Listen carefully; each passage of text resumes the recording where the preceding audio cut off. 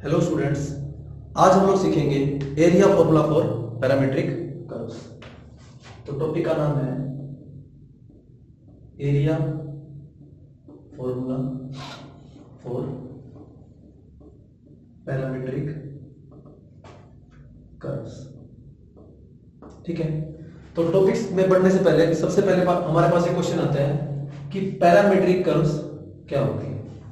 तो मान लो हमारे पास x किसका फंक्शन है, t का, और y किसका फंक्शन है, gt। दोनों फंक्शन हमारे पास किसके हैं, t के। तो t यहां पे क्या हुआ, हमारे पास एक पैरामीटर। तो x की वैल्यू t के ऊपर भी डिपेंड कर रही है और y की वैल्यू किसके ऊपर डिपेंड कर रही है, t के ऊपर। तो ये t क्या हुआ हमारे पास, पैरामीटर। और इस टाइप की जो कर्व्स होंगी उसको हम लोग क्या बोलेंगे, पैरामीट्रिक कर्व्स। ठीक है, अब हमें क्या करना है, इनका एरिया फाइंड आउट करना है। तो पिछले लेक्चर में हम लोगों ने देखा था कि अगर हमें एरिया निकालना है तो हम लोग कैसे फाइंड आउट करते हैं, a to b fx dx। ठीक है, यहां पे हमारे पास fx को हम लोग क्या ले सकते हैं, y, और लिमिट हम लोग किसके लेते हैं, x की। तो अब हमें क्या करना है, इसी को यही फॉर्मूला लगाना हम लोगों ने किसके लिए, पैरामीट्रिक कर्व्स के लिए। तो मैं dx को ऐसे लिख सकता हूं, dx by dt into dt। और ये पैरामीटर क्या है हमारे पास, t। तो इसकी जो लिमिट्स हैं हम लोग किसके ऊपर डिपेंड करवाएंगे, t के ऊपर। तो इसको मैं ऐसे लिख सकता हूं, t1 to t2 fx dx by dt into dt। तो ये हमारे पास जो लिमिट्स होगी t1 और t2, ये किसकी लिमिट है हमारे पास, t की लिमिट। ठीक है, और ये हमारे पास क्या होगा, x का derivative with respect to t। अब इसको हम लोग समझते हैं एक एग्जांपल की हेल्प से। ठीक है, क्वेश्चन क्या है हमारे पास, हमें एरिया फाइंड आउट करना है किसके, between x equal to a cos cube t and y equal to b sin cube t। ठीक है, इनके बीच का हमें क्या करना है, एरिया फाइंड आउट करना है। तो सबसे पहले हम लोग क्या काम करेंगे, इसका हम लोग रफली ग्राफ ड्रा करने की कोशिश करेंगे, जिससे कि हमें क्या पता लग जाए, t की लिमिट्स पता लग जाए हमें। ठीक है, तो आपको पता है जो cos क्यूब cos फंक्शन हमारे पास, इसका मॉडुलस क्या होता है, लेस देन इक्वल टू 1। यानी cos की हमारे पास मैक्सिमम वैल्यू क्या पॉसिबल है, 1, और मिनिमम वैल्यू क्या पॉसिबल है, -1। इसी तरीके से sin t की जो मैक्सिमम वैल्यू है वो हमारे पास क्या होती है, 1, और मिनिमम वैल्यू क्या होती है, -1। और अब आप एक रिलेशन और पता है आपको, cos square t plus sin square t हमारे पास किसके बराबर होता है, 1 के बराबर। तो हम लोग क्या करेंगे, इस रिलेशन को यूज करेंगे, इस रिलेशन को यूज करेंगे, और इस रिलेशन को यूज करेंगे। ठीक है, तो सबसे पहले यहां से क्या है हमारे पास, x by a is equal to cos cube t and y by b equal to sin cube t। अब मैं क्या करता हूं, दोनों तरफ पावर देता हूं इसकी 2/3। ये 2/3 मैंने इसलिए की ताकि हमें यहां पे क्या मिल सके, cos स्क्वायर t मिल सके। इस साइड पावर देता हूं 2/3, 2/3। ठीक है, इसके बाद हम लोग क्या करेंगे, इन दोनों इक्वेशंस को हम लोग क्या करेंगे, ऐड करेंगे।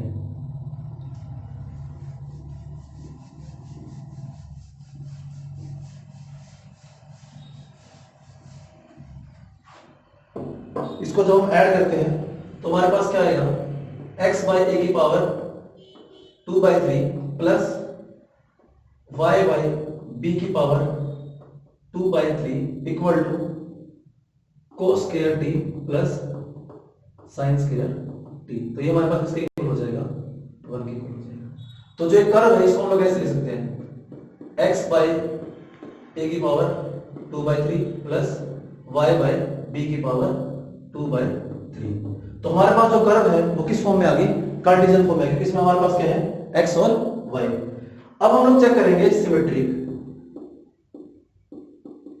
ठीक है, हम लोग इसे क्या करेंगे, चेक करेंगे कि ये किसके अबाउट सिमेट्रिक है, about x axis, about y axis, या अबाउट बोथ। तो हम लोग सिमेट्री कैसे चेक करते हैं, अगर हम लोग रिप्लेस करें x बाय -x। ठीक है, हम लोग क्या करें, x को किससे रिप्लेस करें, -x से। अगर हमारे पास the curve remains the same, अगर हमारे पास वही कर्व दोबारा आ गई तो हमारे पास क्या होगा, the given curve sorry is symmetric about y axis. अगर x को हम लोग माइनस एक्स से रिप्लेस करते हैं और वैल्यूज कर्व की क्या आ जाती है, मतलब दोनों जगह वैल्यू क्या आती है, सेम। यानी कि यहाँ पे अगर x को हम लोग माइनस एक्स से रिप्लेस करें तो ये कर्व दोबारा से हमारे पास आ जाती है, तो हमारे पास कर्व किसके अबाउट सिमेट्रिक होगी, y एक्सिस के अबाउट। इसी तरीके से अगर हम लोग y को v replace y by minus y and we obtain the same curve, then it is symmetric about x axis। तो हमारी कर्व किसके अबाउट सिमेट्रिक होगी, x एक्सिस के अबाउट सिमेट्रिक होगी। अब आप लोग क्या करना, इसके अंदर x को माइनस एक्स से रिप्लेस करो तो हमारे पास ये कर्व आएगी, और y को किससे रिप्लेस करो, -1 से, तो हमारे पास सेम यही कर्व आ जाएगी। तो यहां से हम लोग रिजल्ट निकाल, यहां से हम लोग कह सकते हैं the curve, sorry the given curve is symmetric about both x and y axis।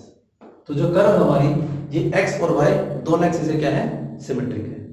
ठीक है, नेक्स्ट स्टेप क्या है हमारे पास, अब हम क्या करेंगे, इसकी x और y की हम लोग देखेंगे कि मैक्सिमम लिमिट क्या पॉसिबल है।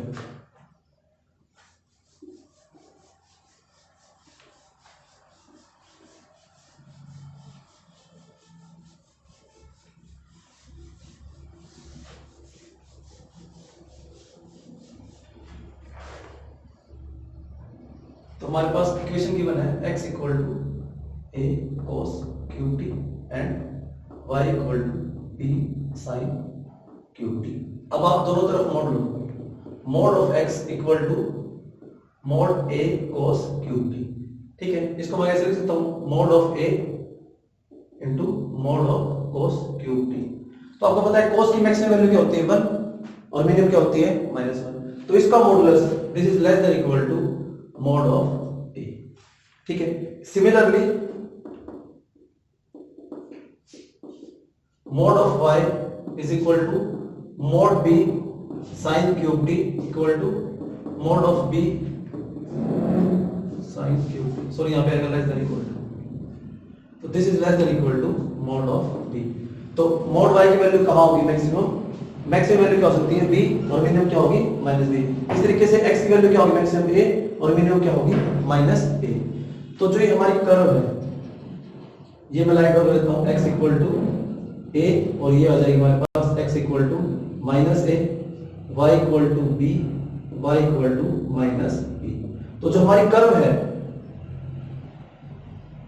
जो रेक्टेंगल बनेगा, इसको y इक्वल टू b, इस रेक्टेंगल के अंदर क्या करने वाली है, लाई करने वाली है। और एक हम लोग चीज देखने की, सिमेट्रिक अबाउट एक्स एक्सिस, तो मतलब जितना पोर्शन ऊपर होगा उतना ही पोर्शन क्या होगा, नीचे होगा। और इस तरीके से ये y एक्सिस के अबाउट सिमेट्रिक है, तो जितना पोर्शन इस साइड होगा उतना ही पोर्शन क्या होगा, इस साइड होगा। ठीक है, अब हम लोग देखेंगे कि फर्स्ट क्वाड्रेंट में जो कर्व है वो किस तरीके से बिहेव कर रही है। उसके लिए हम लोग कनकेविटी और कन्वेक्सिटी का यूज करेंगे। हमारे पास if d square y by dx square is greater than 0, then curve is concave upwards। ठीक है, अगर हमारे पास क्या हो, डेरिवेटिव क्या हो, ग्रेटर देन 0, तो हमारे पास जो कर्व होगी वो क्या होगी, concave upwards। इसका आप लोग डेरिवेटिव निकाल के देख लेना, d square y by dx square, so double derivative, वो आपके पास क्या आएगा, ग्रेटर देन 0। तो कर्व हमारी क्या होगी, concave upwards। ठीक है, और आप लोगों ने चेक किया कि सभी के अबाउट सिमेट्रिक हैं, तो अबाउट y एक्सिस सिमेट्रिक है, इसका मतलब ये ऐसे आएगी। ठीक है, और ये अबाउट x एक्सिस सिमेट्रिक है, इसका मतलब ऐसे आएगी। ये इसके अबाउट सिमेट्रिक है, तो कैसे आएगी, ऐसे। तो ये हमारे पास क्या होगा, रिक्वायर्ड रीजन। ठीक है, इस रीजन को मैं 4 हिस्सों में तोड़ लेता हूं। इसको मैं लेता हूं फर्स्ट, इसको सेकंड, इसको मैं थर्ड, इसको मैं नाम देता हूं फोर्थ। तो रिक्वायर्ड हमारे पास क्या होगा, required area is equal to area of region 1 plus 2 plus 3 plus 4, इन सभी रीजन का एरिया क्या होगा हमारे पास, ऐड कर देंगे हम लोग। अब जितना एरिया 1 का है उतना ही एरिया किसका है, 2 का, उतना ही इसका एरिया किसका है, 3 का, और उतना ही किसका है, 4 का। तो मैं इसको ऐसे लिख सकता हूं, 4 टाइम्स एरिया ऑफ रीजन 1। ठीक है, तो हम लोग क्या करेंगे, सिर्फ ये रीजन निकालेंगे और उसको किससे मल्टीप्लाई कर देंगे, 4 से मल्टीप्लाई कर देंगे। ठीक है, अब मैंने फॉर्मूला बताया था, क्या होता है यहाँ पे हमारे पास t की लिमिट होती है y into D x by D T into D T, और लिमिट में किसकी फाइंड आउट करनी है, t की। तो y हमारे पास क्या गिवन है, b साइन क्यूब टी। ठीक है, और x हमारे पास क्या गिवन है, a cos क्यूब टी।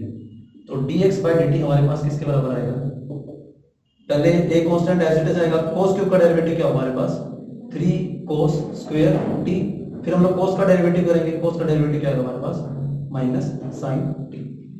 ठीक है, इसको यहां पे लिख लो, इंटीग्रेशन y की वैल्यू क्या है, b sin cube t into dx by dt a into 3 cos square t into minus sin t dt।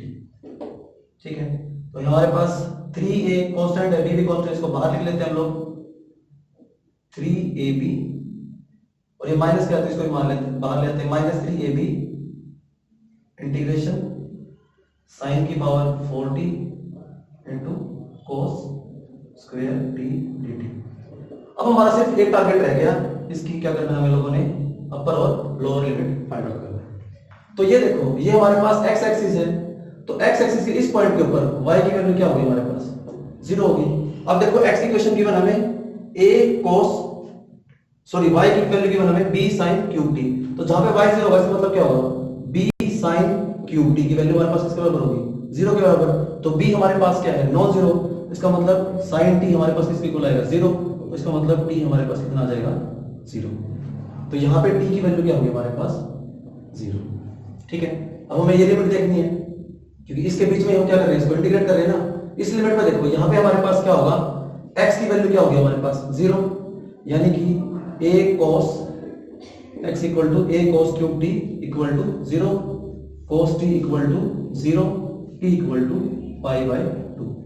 ठीक है, cos t हमारा बहुत से जगह पे 0 होता है, लेकिन हम लोग कहाँ है, फर्स्ट क्वाड्रेंट में, इसलिए t की वैल्यू क्या हो जाएगी हमारे पास पाई बाय 2। तो हमें क्या करना है, इंटीग्रेट करना है इसको, माइनस 3ab, लोअर लिमिट हमारे पास है 0 और अपर लिमिट है क्या हमारे पास pi by 2 into sine 4t cos square t into 2। ठीक है, इसको हम लोग सोल्व कर सकते हैं बाय रिडक्शन। ठीक है, आप लोग इसको सोल्व कर लेना बाय रिडक्शन। Thank you.